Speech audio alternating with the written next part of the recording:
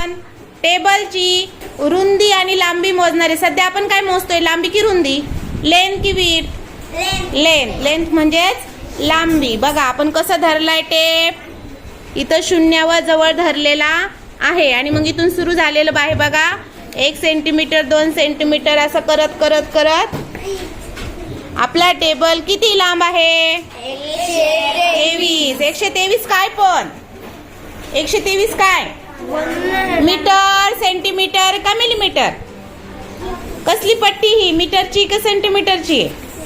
Centimetre, right. आणि 123 centimetre असा आपला टेबल लांब आहे. लेंथ किती याची, 123. बघा आराध्या, आपली स्वरा आणि आयशाने सुद्धा दुसरा एक टेप आणलेला आहे गुलाबी रंगाचा आणि ती सुद्धा काय करतेय, हे मोजत आहे. आता सेंटीमीटर कुठून धरले, इकडून, ही 0. बघा ही काय झाली, आयशा आणि अन्वीनी सुद्धा टेप आणलाय आणि ती सुद्धा ते मोजत आहे. तर तिचं बघा इथं 0 सेंटीमीटर, जिथून टेबल सुरू झाला तिथं 0 ठेवायचं आणि आपल्याला पूर्ण मोजायचं आहे. पा पट्टी मोजत मोजत मोजत आपण आलोय. तर बरोबर आहे का 123? 123च आहे. बरोबर आहे का, 123 आहे बरोबर. हो बरोबर. ती थोडीशी ओढली ना तिने, त्याच्यामुळे थोडंसं सोडते. ठीक आहे, ठीक आहे. बघा 123 म्हणजे जर का तुम्ही सेम पट्टीने मोजलं, सेम माप वापरलं सेंटीमीटरचं, तर बरोबर काय झालंय, आपला टेबल इकडं पण 123 सेंटीमीटर लांब भरलाय आणि इकडचं सुद्धा 23 सेंटीमीटर, पुढची बाजू सुद्धा 123 सेंटीमीटर लांब भरलेली आहे.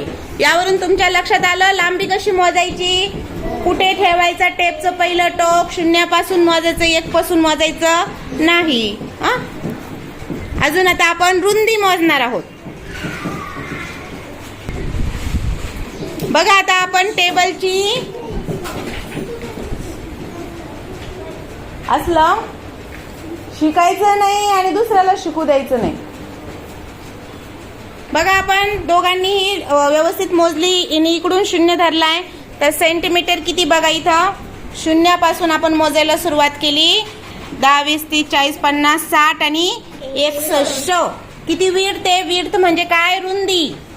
रुंदी किती आपल्या टेबलची इकडच्या साईडनी 61 आणि सेम साईड दिसते. बघूया याची किती आहे आराध्य, किती याची, 1 पासून 0 पासून सुरुवात केली बघा. आणि आता इथं बघा बरोबर 61 म्हणजे आपल्या टेबलची लांबी किती आहे, 100.